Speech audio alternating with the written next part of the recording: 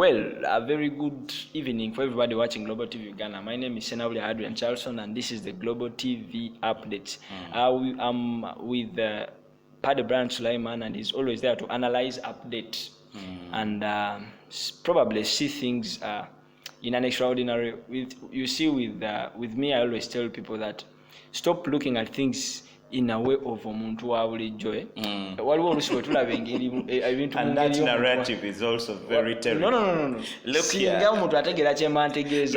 here, maybe a long line with you referring to a person as, omuntu wa bulijjo, because the English again degrades this person as being a common person.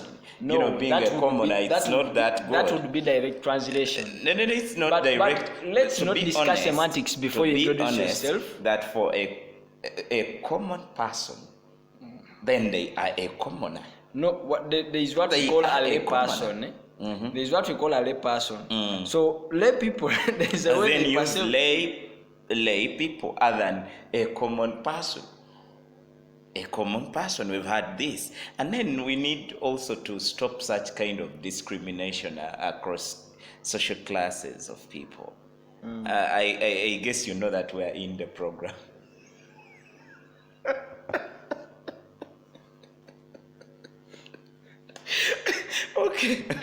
Okay, the moderator, we can continue. Now, can you introduce yourself by the way? My name is Padre Brian Magezgawa. Good evening. How are you doing? I hope all is well over there. I thank you for following us, and I just make an outcry to you. Continue subscribing, sharing our videos, and we shall give you the best. I will believe Uganda emu consessing okuba n'abantu ba bulijjo. Omanye ensonga nti tulina bannabyabufuzi bangi abagenda basiribwaza abantu olwokuba abaagala okwagalwa n'ebintu ebirala ebiringa ebyo. Owulira omuntu munnabyabufuzi, kino kyentegeeza n'entegera y'omuntu wa bulijjo, which is okay anyway. Opinion is okay. Entegera y'omuntu atamanyi lay person ye muntu atamanyi naye omuntu owa bulijjo, ffenna tuli bantu ba bulijjo. Bw'ofuna endowooza ey'enjawulo osukulumako kati ni ku muntu wa bulijjo. Maybe no era ogenze mu maaso ng'ososola Bannayuganda. Nedda sisosola Bannayuganda. Nti omuntu aba ayisiddwa bubi, emisolo munnange giruma abantu aba bulijjo, gy'oli nti the elites don't suffer from the same. So we need to change the... This is in perspective of opinion. Olina akugamba nti economy eri mu kattu, ebintu bya bbeeyi, kyokka mutabani wa Museveni akoze birthday ya billioni 3. Kyokka ng'ate mwana watu waliyo bangi abakola birthdays bwe zityo just because they don't have any fame, that fame as the first son, General Muhoozi Kayino. I mean, who knew nti tulina abagagga abalina ebizimbe bye twalabako oluvannyuma lw'abantu abafiira mu mazzi boat cruise.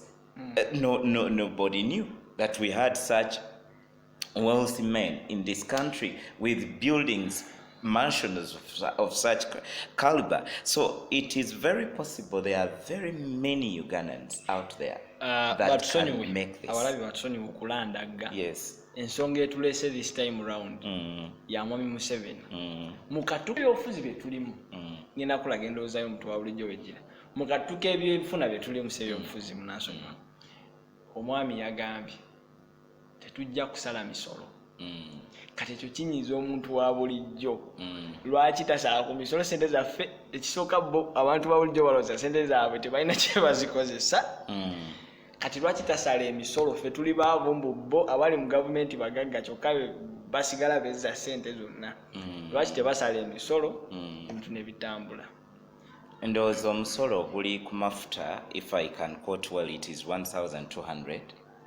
Era nga 1,200 ku buli liita. So ng'ate bwe kityo bwe kibadde nga up to this very moment ng'amafuta gavudde ku 4,000, if I'm not mistaken, 4,500. ne gapeeruka kati gali mu nusu kakaaga. Ever since this this rise in fuel prices took place, there is nowhere this government has been seen reading another budget. In other words, passing another tax for fuel.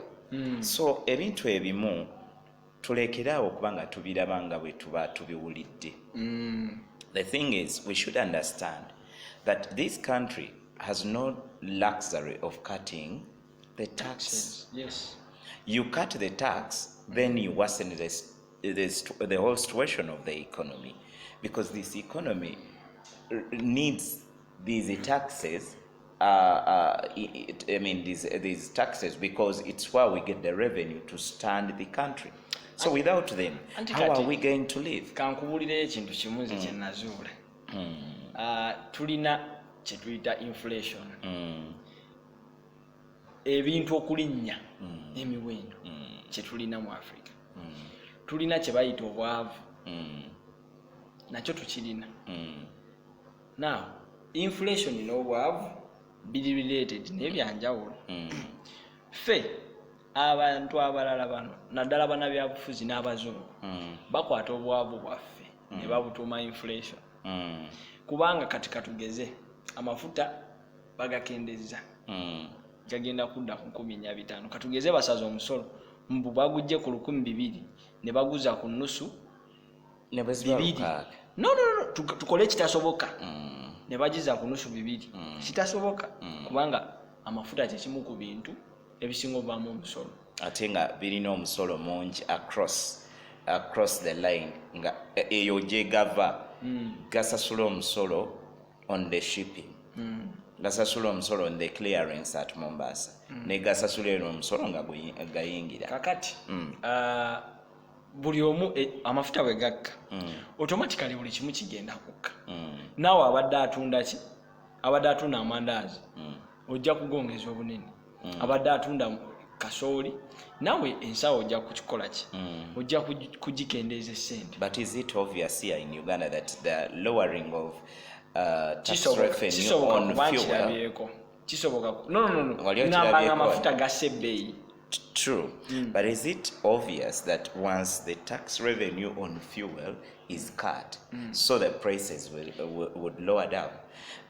That's what I assume, because we have not seen a significant lowering in the prices of fuel, but we have seen significant rise in the in the prices of fuel. Now we can relate. Nti amafuta bwe galinnya ebintu byalinnya. Let's assume nti bisobola okukka. Bintu nga ki? Sabuni, biki, yemu ku bannabyanfuna yemu ku nsonga ze bawa lwaki ebintu bino birinnya. Lwaki amafuta galinnya?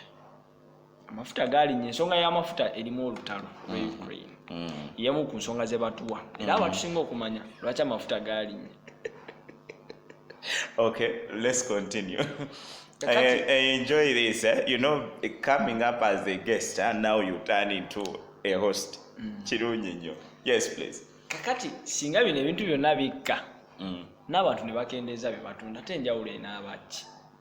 Kyembadde ngula 1,000 kigula 800 naye nange kyembadde ntunda 5 nkitunda 3. Tewali njawulo. Kati ekyo kye batubuzaabuza nakyo kituli baavu just si inflation olusi kajja ne kayitamu naye tuli baavu bwavu kyekituufu ekiri. Kakati bwe tuba nga twali comfortable amafuta gaffe gali ku 4,000.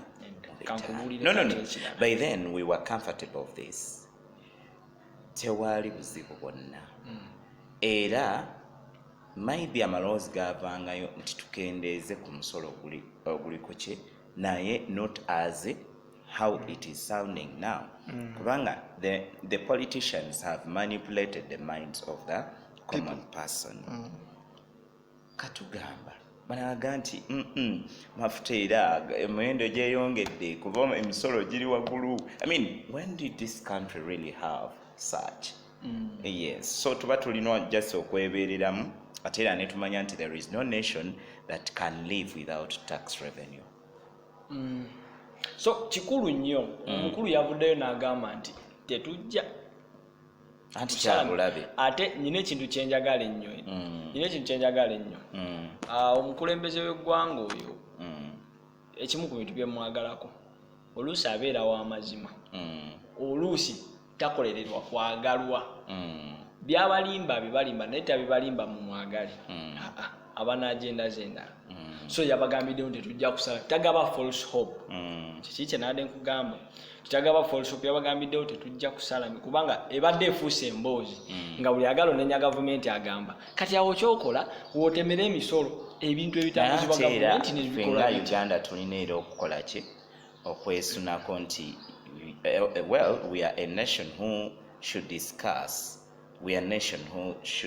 their own issues naye nga batunuulira ba neighbors baffe wano Kenya nagambiddwa nti kilo ya sukali yet here I think sukali eri ku normal price kilo ya sukali egula sente za Kenya 15 mu Uganda zenusu 408 meaning nti wano mu Uganda kilo ya sukali bwebanga eri ku 35 wetaaga $1 to buy a kilogram of sugar. Now with Kenya you need $1.5. Kakati awo nze ndowooza naye nga abantu kyekiri kyembadde gamba kyebatandikiddeko tuba mu a bit fairer state. Ekyokubiri abantu abamu bagaa nti Kenya wakiri nti munnange n'emisaala gyabwe mirungi nnyo giri waggulu omusaala gw'omuntu wa wansi afuna a civil servant in Kenya that earns the lowest income afuna $10,000 egya Kenya. That's about $3 n'ekitundu ezawano mu Uganda. But listen, omuntu ono bw'aba ayagadde okuba nga anaapangisa ennyumba asasula $2,000 egya Kenya. That's about $45,000 egya Uganda. Mukyo nga sente ezo basasudde mulungi okitegeera zimuyambako okufuna a rental in a slum. That is to the Kenyan. That is for the person who earns the lowest income. So n'olwekyo nti ffe ng'eggwanga oluusi bannaffe aba batambuddeko tebatubuulira mazima tetuli bubi ennyo oba bubi nga ffe tusingayo okuba obubi okusinga bannaffe. Kati njagala nsuubiza abalabi nti wiiki ejja tugenda kukomawo ng'ekituleese is analyzing our economy, our prices kubanga this is the talk. By the way waliwo akalala Kenya lumonde by the way tulya a heap of lumonde not. And when we talk about a heap, si kikata kya lumonde kyetumiiniga, just lumonde with pieces 1, 2, 3, 4. Naliko lumonde muna Kenya nangamba for them they eat sweet potatoes. In Kenya 1, 2, 3, 4, 5 pieces of sweet potatoes eno zetugula oluusi nusu 10 oba 12. That is 15,000 shillings. So 15,000 ezaffe wano zezigula a heap of lumonde ng'erina pieces 5 ku 6, but for us we can manage getting that at 2,000. We can get kyeki kyenagambye nti obulamu mu mawanga ago getwegomba agatwetoolodde it is worse for the peasant than a peasant of Uganda. A Ugandan living a peasantry life here in Uganda is better off than a peasant living in Kenya, which we think is in this. Is it in the second? In the yes, second class. In the second class. Kati Kenya bo balina a discrimination of the worst kind. Into omugagga nnyo beyond. So nga ate omwavu we Kenya bambi ababubi nnyo ate. Also relating it to the fact that here in Uganda we've got favors from our nature, from the natural aspect of our country. Bannaffe abamu aba living in the deserts, they can hardly get food to eat. Yensonga lwaki ngambye wano e Rwanda bannarwanda bangi abo abali mu remote areas honestly speaking, this I'm getting from a very reliable source. Very reliable source. Only tourist guide are moving across this this continent of Africa. Bannarwanda abali mu Rwanda nga bawangalira in remote areas bali bubi nnyo, oluusi balemererwa okulya, and they don't have a chance of moving from Rwanda to any country. Yensonga lwaki tulina abavubuka abamu. In fact, this is a long talk, by the way.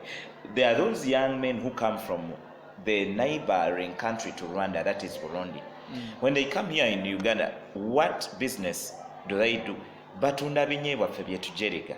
Naye omuntu omu yaŋŋambye, in fact, kiyonzi wange wanviiri, yaŋŋambye nti eri Burundi, these guys, after getting their small money, which we undermine here, they go back, buy a plot of land, and put up a decent house. That is in Burundi. And they cannot make that money as much as they make it here in Burundi. So, tuli gwanga eryesimisa. Well, wano njagala okurelatinga kyogedde ku nsonga gye twatandikideko. Bakugambye nti ssente zaffe mu Uganda, Kenya ne Tanzania ezaffe zesinga okuba eza wansi. Ne bw'otunuulira embeera z'obulamu, naddala embeera z'obulamu n'emiwendo gy'ebintu, ojja kwezuula nti bano abasajja ssente tebagamba buno omuwendo gwayo gwa wansi. Ssente zo zirina okubeera ne value di, zirina okubeera di ne value. Zenooza ssente eno bw'ebanga ekusobozesa okufuna ekintu ku bbeeyi eya wansiko, no matter the numbers, eyo ssente ebeera naki ne value. Tolina bw'osobola okunkonvinsinga ssente ya Kenya, omunakenya okulya buffet kwe kubanga ogenzeeko mu restaurant n'ofuna emmere yonna, nti omunakenya okufuna buffet mu ggwanga lyabwe oteekeddwa okuvisitinga a 1-star or 2-star hotel. In other words, a common person tamanaginga buffet in Kenya. Tusobola okuŋŋa nti ssente z'e Kenya 150 shillings 150 z'olina okubeera nazo okugula kiro ya sukaali ze4,405. Kitegerekese nti zisinga eza Uganda, ng'ate eza Uganda oba weetaaga 3,500. Kitegeeza nti bw'oba oyagala kiro za sukaali e Kenya 2, oteekeddwa okuba n'ennusu 9. So ng'ate wano mu Uganda oba mu nnusu 9 oguzeemu nga kiro 2 and 3/4, kyenkana kiro 3. Yes, sir. Naye this is katusuubiza abalabi. Yes, sir. Next week tujjukire tukole analysis, tukole research, yes, sir, tujje tumenyere abantu prices z'ebintu, bagita batya value of money.